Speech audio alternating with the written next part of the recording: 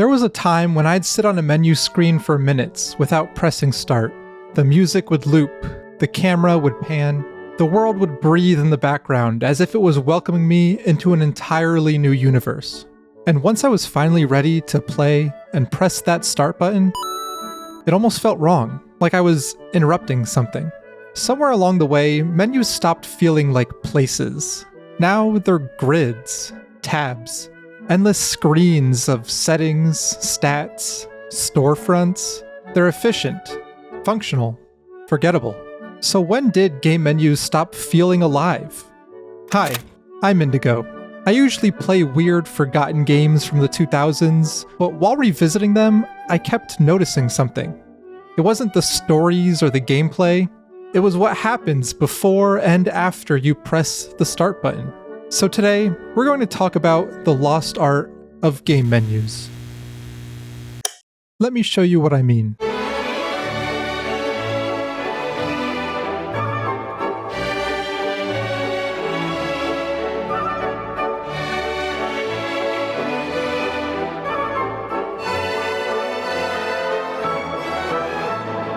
Those menus weren't just menus. They were promises.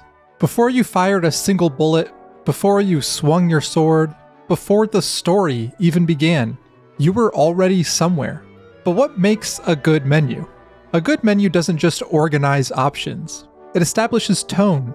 The fonts, the color palette, the animations, the music, even the way the press start text pulses on the screen. All of it was intentional. It told you what kind of world you were about to enter. Once you finally picked up the controller and pressed start, it felt like you were stepping through a doorway into that world. Menus didn't always work this way. Back during the peak of arcades, what we would now call a menu was really just an advertisement, a flashing demo, a high scoreboard, something designed to grab your attention and convince you to insert your sweet, hard-earned quarter. But even then, they understood something modern menus sometimes forget. First impressions matter. When games began moving into our homes, that instinct came with them. The coin slot may have disappeared, and the insert coin prompt may have changed to press start, but the feeling stayed the same. The game was still inviting you in. In an era before YouTube trailers and social media hype, the main menu wasn't just functional. It was the pitch. It was your first look at the world. Your first taste of the atmosphere. Your first hint at what made this game different. Part of that was necessity. Without the internet, companies had to sell their ideas with in-store print material and demo consoles. But part of it also felt like genuine passion, like a true art form. And in the 2000s, that art form hit its peak. As games themselves began shifting to bigger budgets and larger spectacles, so did their menus. What was once a screen trying to catch your attention became a screen demanding your attention. Introductions felt like the opening to some big blockbuster movie, with development studios flashing on the screen before finally introducing the game to us. Occasionally, developers would even get creative with their splash screens. Some of my favorite examples of this can be seen in games like Battle for Bikini Bottom, where the splash screens utilize the classic bubble transition from the TV show, or Naughty Dog's introduction in Jak and Daxter, which, is pretty self-explanatory.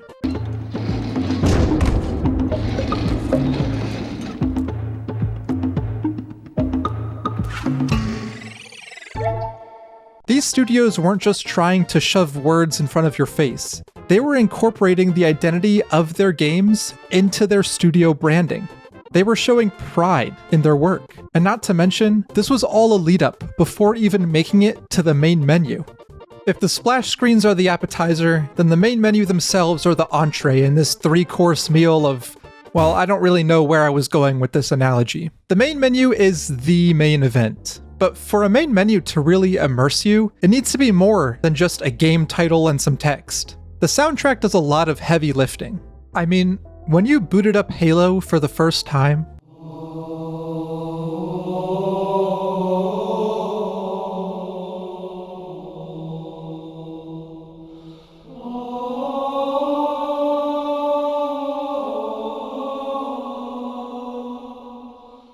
How could you not get hyped for whatever this giant floating space ring was? It's not just the soundtrack though. It's also the animations, giving you a glimpse at what's in store. A good main menu conveys the exact feeling that the game wants you to feel, but also does not give away everything about the game. It creates mystery, curiosity. It wants you to explore the world it has waiting for you. Something we don't think about much is font choice. You'd be surprised how much of a role it plays. Of course, text should be clean and readable, or else the player will give up trying to decipher wingdings before even making it into the game. But a little stylization goes a long way. A good font feels like it belongs in that world. If I'm John Bioshock, I shouldn't be surprised to see ITC Anna plastered across Rapture. It may seem like a small detail, but appropriate font choice really serves to immerse the player even further. This immersion doesn't just stop at the main menu. Menus play a role in every aspect of the game. Inventory, settings, maps, even just pausing the game to take a break requires a menu. For a game to have good menus, it needs to maintain its identity through every single screen, not just the main one. When it comes to inventory screens in particular, sometimes grid systems are unavoidable. I mean, when the entire purpose of the game is to hoard endless mountains of shit, the most efficient user experience tends to be to organize all that shit in a grid. But even then, developers have gotten creative. Just because a screen is a grid doesn't mean it has to be boring. Ocarina of Time's inventory has this stylized ancient stone slab look that just adds to that dungeon exploring feeling that the game gives off.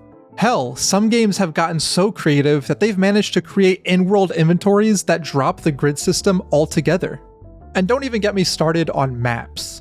Whenever I find myself playing a new game and I open up the map for the first time, I can't help but notice all the little details. Is it 2-dimensional or 3-dimensional? Icons that tell us what we should be exploring? Is there some sort of fog of war system? Or can I just see the entire world? But most importantly, what does the map look like? Most games just opt for a 3D top-down render of the world, but the maps that really have me scouring for the little details are the ones that feel in-universe. Diegetic. Maps that look like your character physically pulls it out of their pocket. Sometimes your character literally does pull it out of their pocket. It may be a newer example, but one of my favorite instances of this can be seen in the 2024 release, Indiana Jones and the Great Circle. Every time you go to check the map, Indy pulls out his journal to find a folded piece of parchment displaying the zone you're currently in. I could personally drone on for hours about this game. I absolutely adore it, and it's genuinely one of the best games I've played this decade, but that is just one of the many ways the game immerses the player in the treasure-hunting, Nazi-punching world of Indiana Jones. Despite using a more modern example, the 2000s and early 2010s saw the peak of immersive menus. For a while, menus only had one job: pull you into a world. However, as games evolved, that job description changed. But why? Well, let's take a trip back to when it all began, the mid-2010s.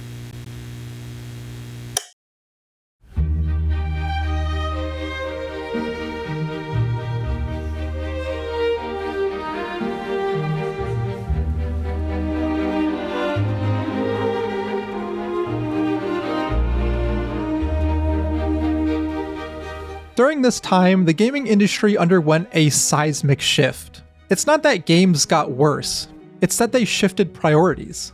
With the internet now being widely accessible, developers and publishers began jumping at every opportunity to take full advantage of this interconnected online world. Loot boxes, subscriptions, DLCs, battle passes, microtransactions. All of these are tactics employed to make extra money on top of the base game sales in a new system that we now know as live service. I'm not here to debate whether or not live service models are good. There are plenty examples of predatory live service models that charge exorbitant prices and add very little content, and equally as many examples of games that provide hundreds if not thousands of hours of additional content at no extra cost. But that's not the point of this video. The point of this video is to investigate how the shift to live service games influenced the change in game menu design. You see, the idea of a live service game is to be constantly adding new content so that players always have a reason to come back. Nowadays, live service games often promise 10+ years of post-launch content. But to realistically achieve that, developers need a system that's scalable, easy to build upon without constantly making drastic shifts. With games getting so complex, it's no surprise that one way to achieve this is by creating simple grid-based menus. Tabs make it easy to switch from the play menu to customization options. Boxes make it easy to cycle featured game modes or events. Grids make it easy for developers to add new items to in-game storefronts.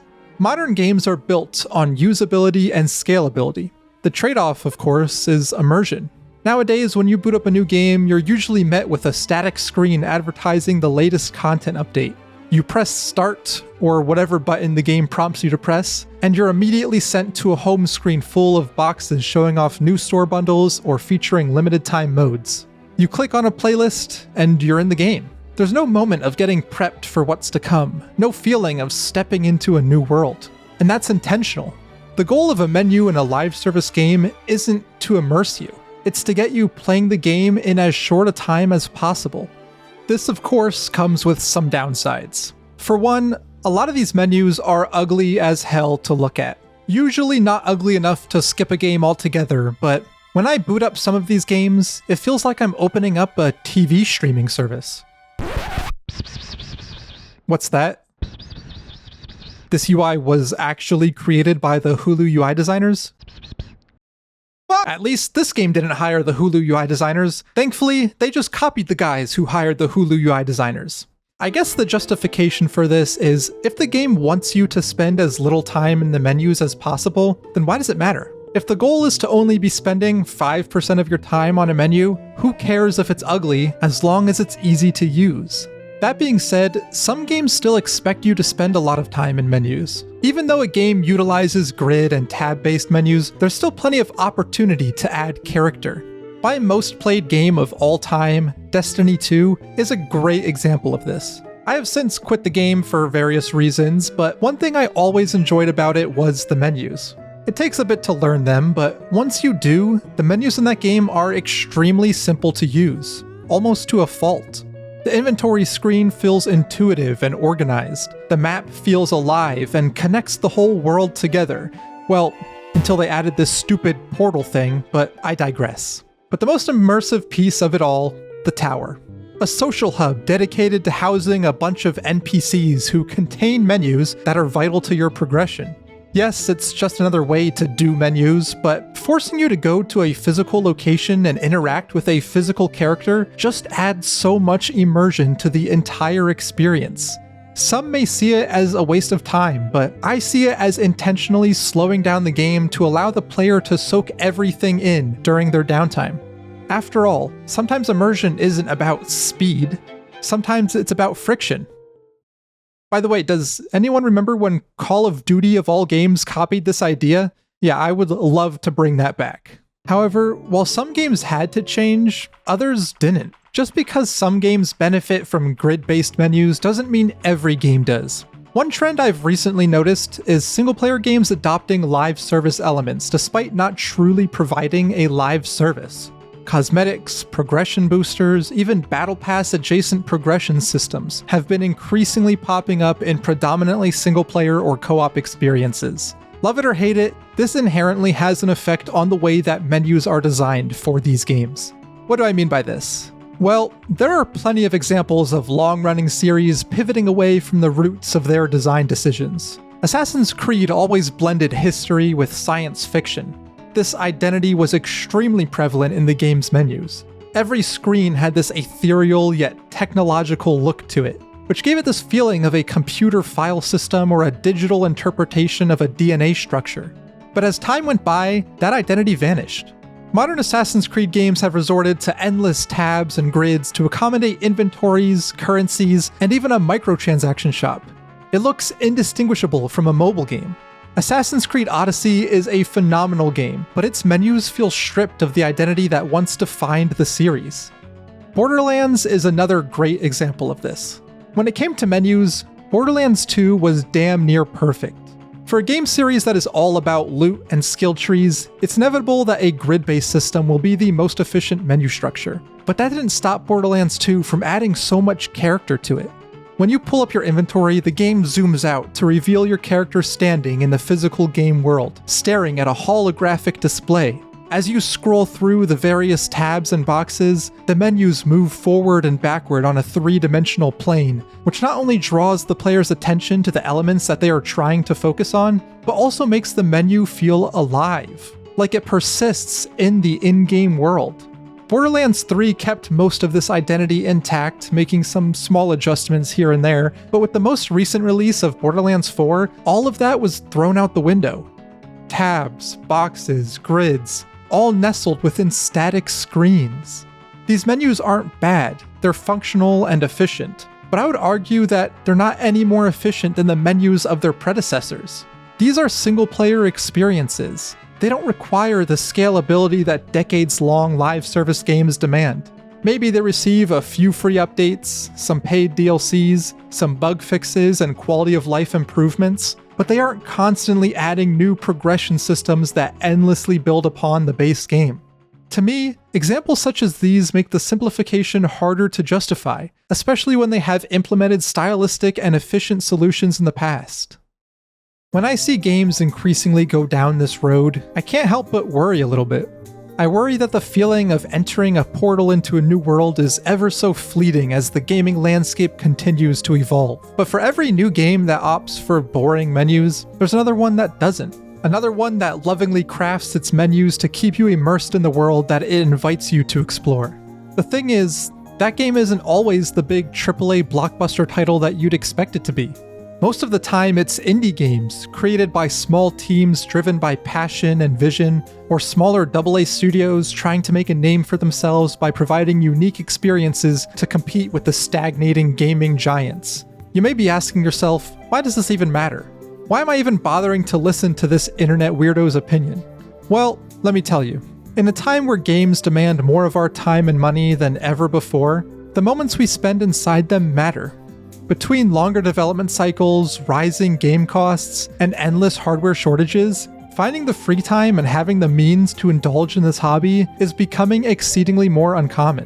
When we finally do get the chance, all we want is to escape the hardships of the world around us and immerse ourselves in a new world. A world we know isn't real, but gives us a bit of solace, even if just temporary. At the end of the day, that means playing whatever games bring you the most comfort. But during these moments, many of us don't have the time or money to waste on games that don't respect our time and money. That's not to say a bland menu is instantly an indicator of a bad product, but it is one of many windows that give us a glimpse at the true intentions of a game. If a menu is made with care and goes out of its way to keep you immersed, there's a good chance the entire game does the same. So, find yourself a game that you can get lost in. Whether it's an experience you can share with the people closest to you, or one that you can wind down with by yourself. Take in the little things, from the moment you first boot up the game, to the moments you spend fiddling in the menus, to the moment you press that pause button to end your session. And most of all, no matter how much or how little time you find yourself dedicating to this hobby, cherish these moments. Cherish the laughs you have with your friends. Cherish that time you spent beating an incredible game or overcoming a difficult boss. Cherish that milestone you've been grinding for hundreds of hours to achieve. After all, things are constantly changing all around us, but we never know when or how things will change. One day, you may find yourself looking back to those moments. In the end, menus don't need to be grand cinematic experiences. Sometimes the most important parts of a world aren't the battles or the cutscenes. Sometimes it's the moments in between.